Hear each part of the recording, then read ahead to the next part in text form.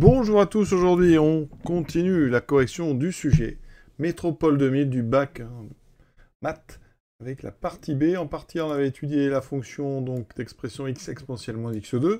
Maintenant on passe à la suite f3 d'expression x cube fois exponentielle moins x2. On va faire à peu près les mêmes choses, dérivée, sans variation. Étude de position relative entre C1 et C3. On va tracer C3 dans le même repère que C1. Et ensuite, on va étudier des aires. Donc ça va être des calculs d'intégrale qui nous attendent. Et ça n'est que la partie B. Il y aura ensuite, après, une partie C un petit peu plus dure. La fonction f3. Alors les dérivables, tout comme les TF1, c'est les mêmes explications, donc je ne vais pas les répéter. On a un produit, on a une composée exponentielle x moins x2. On dérive ça comme un produit, donc je dérive x3, c'est qui fait 3x2 exponentielle moins x2, plus, donc on dérive exponentielle moins x2, ça fait moins 2 x exponentielle moins x2, mais attention, on va multiplier par x3, ça fera x3 fois x4. On factorise ensuite d'abord par x2, et ensuite, et aussi par exponentielle moins x. Ce qui me fait x2 fois, donc 3 moins 2x2. On va factoriser ce 3 moins x2 par moins 2. Ce qui va me faire x2 moins 3 demi. Et donc, on a une factorisation qui me permet de trouver les racines. A carré moins b carré, x moins la racine de 3 sur 2. Alors, racine de 3 sur 2, on va plutôt l'écrire. Ça, c'est classique, ça. On peut multiplier par 2, ça fait racine de 6 sur 4, ce qui fait racine de 6 sur 2. Donc, moins racine de 6 sur 2, x plus racine de 6 sur 2. Donc, avec ça, on va faire rapidement le tableau de signes. On est sur 0 plus l'infini, d'accord? Donc déjà, on a le x carré qui s'annule et qui sera toujours positif. Bon, on a le x plus racine de 6 sur 2 qui est strictement positif, pas de problème. Par contre, celui-ci va s'annuler en racine de 6 sur 2. On n'oubliera pas non plus le moins 2 qui va changer le signe. Donc on va être ici sur un trinôme pour cette partie-là. Donc avec deux racines, dont une n'est pas dans notre domaine. On a le moins 2 ici, donc c'est-à-dire qu'avec le moins 2, on a donc le même signe qu'une parabole inversée, donc du moins plus moins. On est donc ici sur un 0 avec un ici moins et plus. Ça c'est le signe de moins. Donc, enfin voilà, redévelopper, c'est donc 3 moins 2x carré. D'accord? Ce qui me donne un f' qui est donc qui s'annule en 0 plus 0 moins. Ça veut dire que sur 0 racine de 6 sur 2, f3 est strictement croissante. Et sur racine de 6 sur 2, on ferme les deux. Plus infini, f3 est strictement décroissante.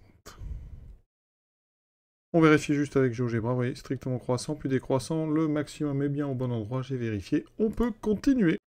Maintenant, on nous demande d'étudier les positions relatives de C1 et C3, donc on étudie le signe de la fonction D, alors je vais l'appeler D2, parce qu'on a déjà utilisé D dans la première partie, donc on va faire f1 de x moins f3 de x, ça me donne donc x exponentielle moins x2, moins x3 exponentielle moins x2. Vous voyez qu'on peut factoriser par x, par exponentielle moins x2, et donc ici ça me donnera 1 moins x2, alors ça se factorise très bien, donc on va tout de suite pouvoir faire le tableau de signes. On est toujours sur 0 plus l'infini, il va se passer quelque chose en 1, on a le signe de x de 1 moins x2, et donc le signe de d2 de x. Ça veut dire que là, bon, x s'annule en 0, ensuite c'est plus.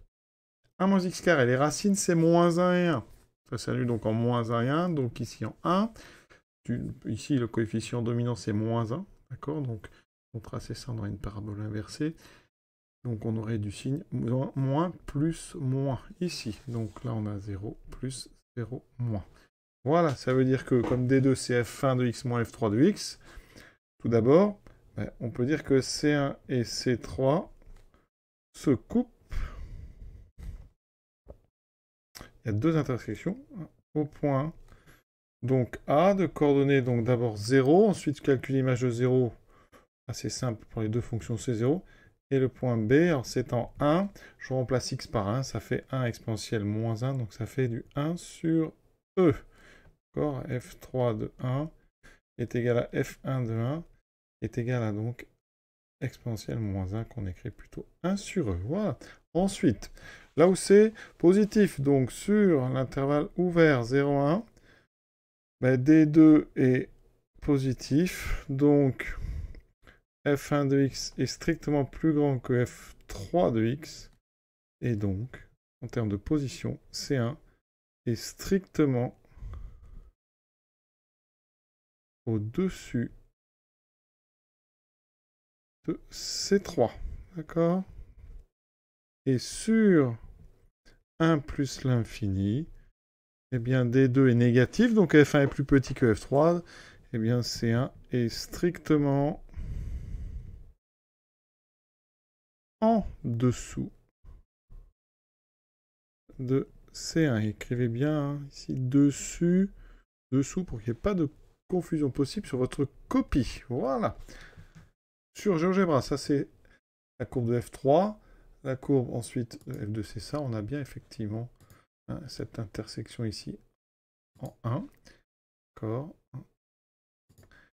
Avant, eh bien, c'est C1 qui est au-dessus et après c'est C1 qui est en dessous, donc c'est parfait. Voilà, j'ai tracé à l'aide de la calculatrice, hein, j'ai placé des points en rouge. Donc ici, vous reconnaissez la courbe donc C1 et en mauve la courbe C3.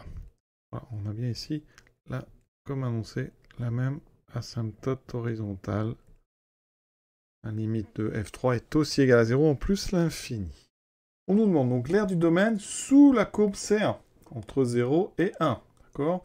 Donc il faut d'abord regarder le signe. J'ai refait la relation de F1 sur 0,1. Ici, de façon évidente, hein, pour tout x appartenant à 0,1.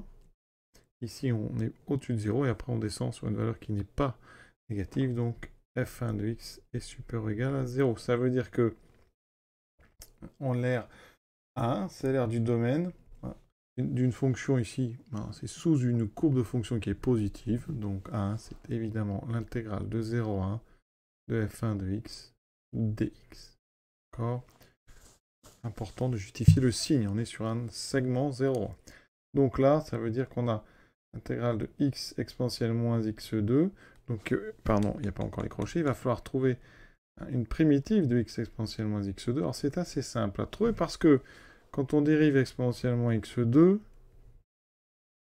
on a déjà un x qui apparaît. D'accord? On n'a pas le moins 2, mais on a le x. Donc ici, ben, qu'est-ce qu'on va faire? On va faire apparaître le moins 2, de façon à la dérivée d'exponentielle moins x2. Ça veut dire qu'ici, en compensation, il faut que je mette un 1 sur moins 2. Voilà. Et donc, comme primitive, on va choisir tout simplement, il y a le moins 1,5 qui est là. Hein. Alors, je vais peut-être le mettre en jaune pour que vous compreniez qu'il vient ici de ce moins 1,5. Et ensuite, on a tout simplement exponentielle moins x2, qui en dérivant donne bien ce que j'ai mis ici en blanc. Et ça, c'est pris entre 0 et 1. On remplace x par 1, donc moins 1,5 exponentielle moins 1, moins 1,5, donc plus 1,5 exponentielle 0 qui vaut 1.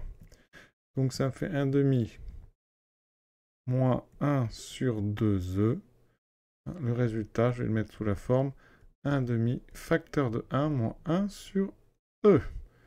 Et ça, c'est ma première intégrale, qui doit valoir à peu près 0,32. Je vous laisse vérifier. Évidemment, hein, normalement, sur une copie, on justifie bien que le domaine correspond bien à l'intégrale, parce qu'on est sur le segment 0,1, que la fonction est positive sur cette intervalle. Et donc, l'aire correspond bien à une intégrale. Alors, je n'ai pas précisé ici, par contre, très important, excusez-moi, j'ai oublié, comme on est sur des aires ici, tout ça va être en unité d'aire. Et comme l'unité, c'est 5 cm, ça veut dire qu'une unité 5 cm par 5 cm, ça veut dire que une unité d'aire, c'est égal à donc 25 cm carré.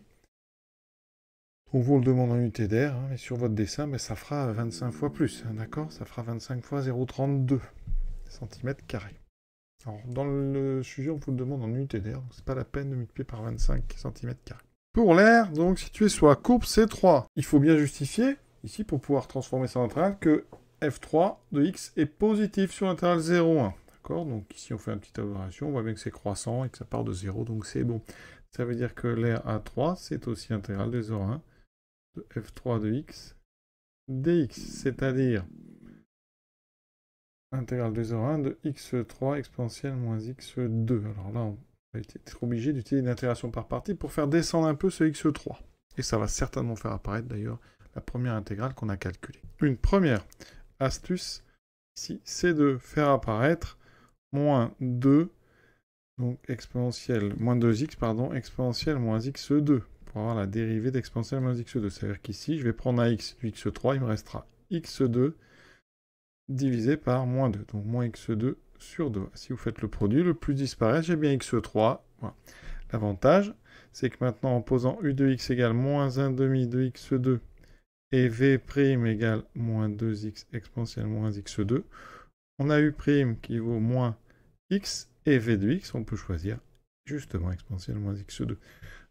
U et v sont dérivables, continus dérivables sur 0,1. U', sont continus. Normalement, ça suffit. Donc, on peut faire une intégration par partie. D'accord? Qui va nous donner ici, entre crochets, le produit UV. Donc, moins 1 demi de x2 exponentielle moins x2, pris entre 0 et 1, moins une intégrale qui sera ici. Donc, on avait UV', et l'intégrale, c'est la deuxième ligne, c'est moins x exponentielle moins x2. C'est-à-dire que ce moins va donner un plus à cause du moins qui est là. Et on aura x exponentielle moins x2 dx. Et vous voyez bien que la deuxième intégrale, ici, on reconnaît A1. D'accord? Donc, ça veut dire que A3 est égal à... Je remplace ici par 1, moins 1 demi exponentielle moins 1. En 0, ça fera 0, plus 1. Donc, effectivement, A3 est égal à moins 1 sur 2e, plus 1. C'est exactement ce qu'on voulait démontrer. On va quand même continuer un tout petit peu. C'est-à-dire que A3, c'est moins 1 sur 2e, plus 1. On avait dit que c'était 1 demi moins 1 sur 2e. Ça veut dire que ça fait 1 demi moins 1 sur e. Unité d'air, bien sûr. Et on a terminé cette question B. Voilà, cette partie B est terminée maintenant. Eh bien, on attaquera plus tard la partie C qui devient très intéressante. Là, c'est plus difficile. On a fn de x qui est xn exponentielle moins x2, n étant un entier naturel non nul. On est toujours sur 0 plus infini. On va étudier tout ça, maximum de fn. Et plein d'autres choses. Donc, vraiment des sujets intéressants qui préparent bien pour le bac et bien pour d'autres choses, hein, telles les prépas, etc. Voilà. À très bientôt donc, pour la suite de ce très bel exercice 2000, un sujet métropole. À bientôt.